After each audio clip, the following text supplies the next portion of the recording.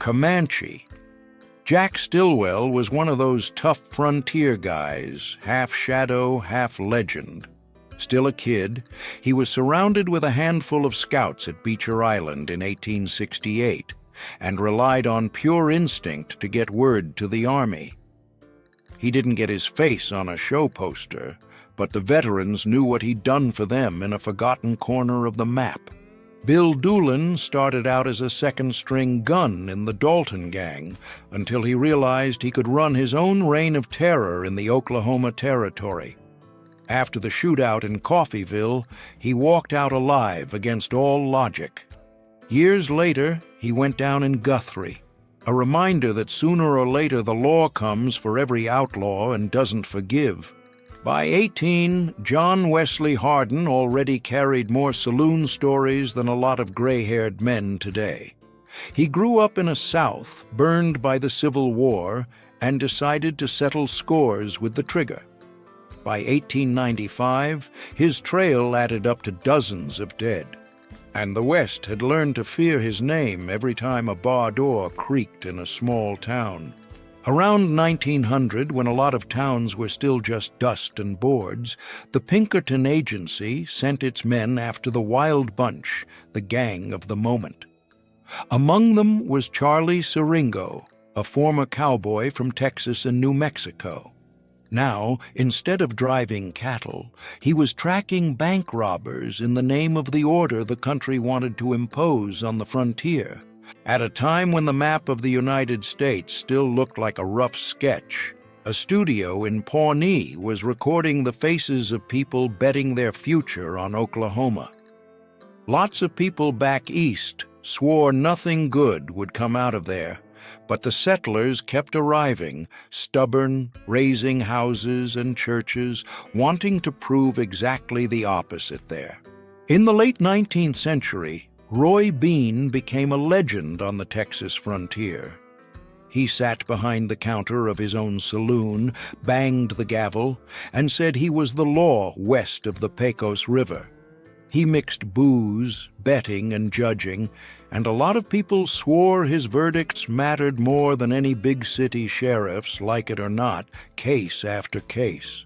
In 1868, the Kiowa chief Satanta appears in front of American officers, showing off a peace medal earned in the Medicine Lodge agreements.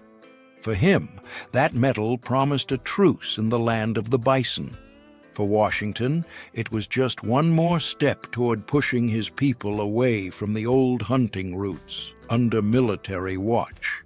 In 1884, photographer Frank Randall enters the San Carlos Reservation in Arizona, carrying a heavy camera and little protection. There, he meets Geronimo, a tired of broken promises Chiricahua Apache leader.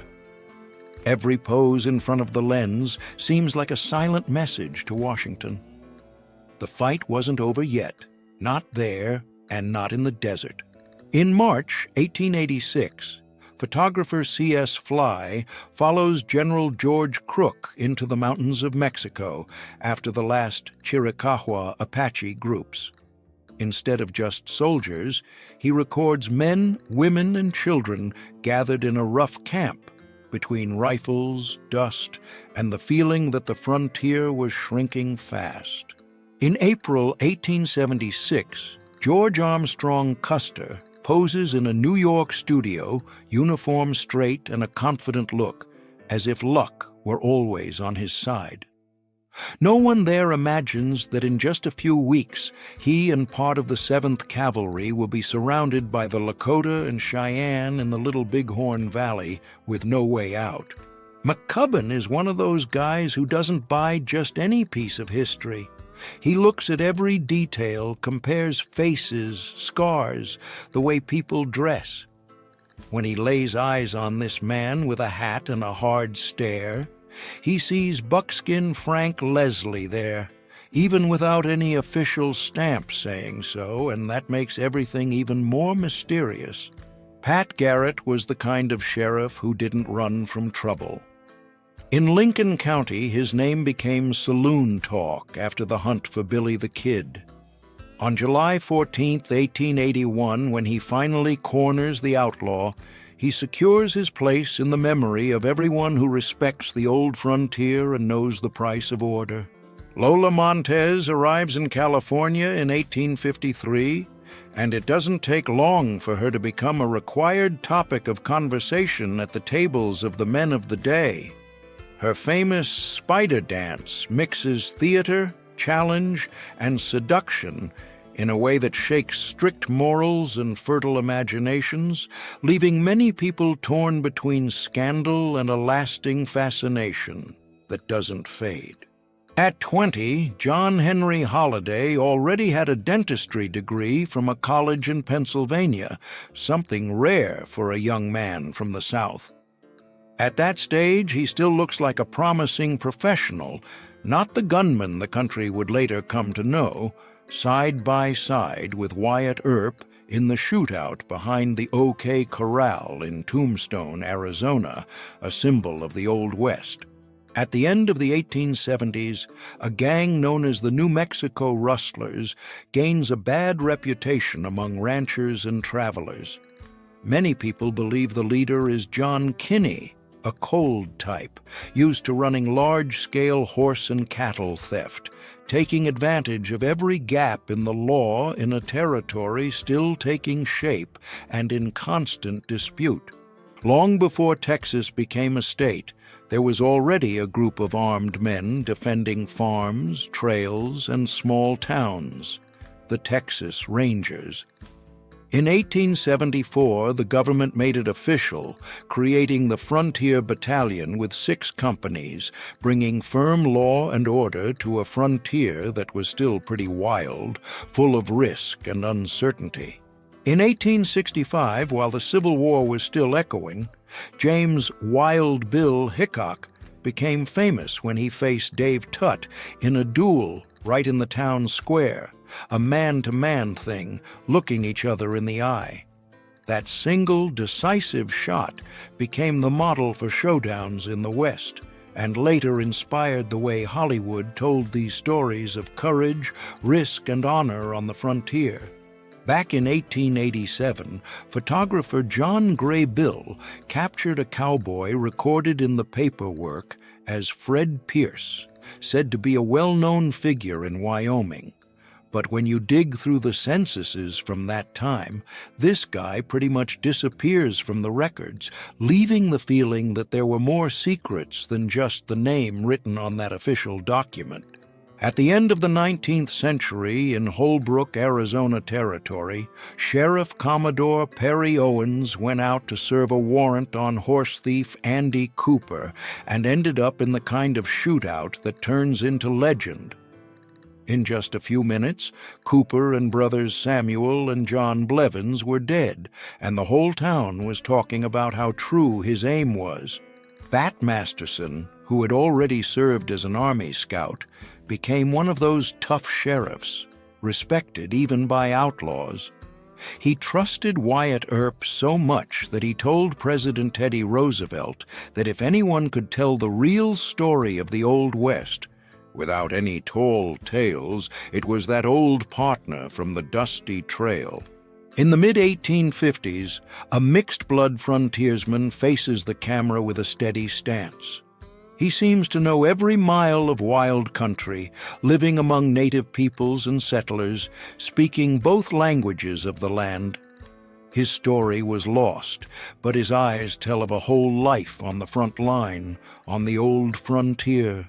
Around 1850, James P. Beckwourth faces the world as a free man after being born in 1778 in Virginia, son of an enslaved mother and an Irish overseer.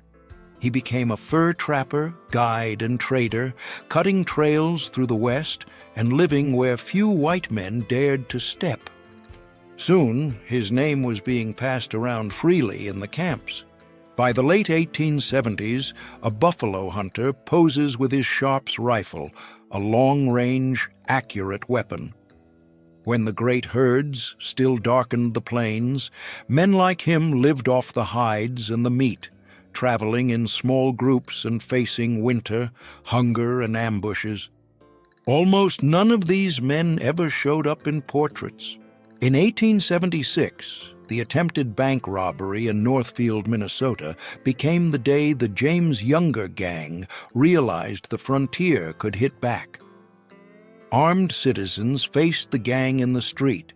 Some died right there, and the survivors ended up known all over the country. After that, their faces spread across the land. Around 1879, Samantha Fallon runs business in Tombstone, Arizona territory, with the coolness of any battle-hardened cattleman. Owner of the San Jose house and a hat shop, she takes in miners, gamblers, and politicians, making money and alliances in a place where few people trusted a woman in charge. Every single day. In 1886, in the middle of the campaign against the Apaches, Geronimo meets with General George Crook to talk about surrender. In the middle of the blue-coated soldiers, an Apache warrior shows up in a three-piece suit, a sign that the Old West was already mixing indigenous traditions with the way white men dressed as they kept pushing forward. In 1895, at the Acme Saloon in El Paso, the old gunslinger John Wesley Hardin drinks and plays cards with no idea the bill is coming due. Officer John Selman walks in quietly, pulls the trigger on him from behind, and ends the career of the man who claimed to have killed more people than any sheriff in all of Texas in his whole life. Around 1907, far from the American plains, Butch Cassidy and the Sundance Kid show up in the Bolivian Andes, already living as outlaws in another country. The two who once robbed trains and banks in the West now try to hide out among unfamiliar mountains, knowing that U.S. law is still on their tail. John Simpson Chisholm, who people at the time called the Cattle King, builds his empire starting in 1854, driving cattle along rough trails. In 1866, he joins Charles Goodnight and Oliver Loving, partners in danger, and the three push huge herds toward the New Mexico territory, opening the way for ranches and towns. Apache Kid starts out seen as an ally, a scout for the U.S. Army in the southwestern desert, guiding troops through rough country. After infighting, deaths, and badly handled trials, he goes from uniformed partner to wanted enemy, a symbol of how the frontier could turn its back on a man in no time.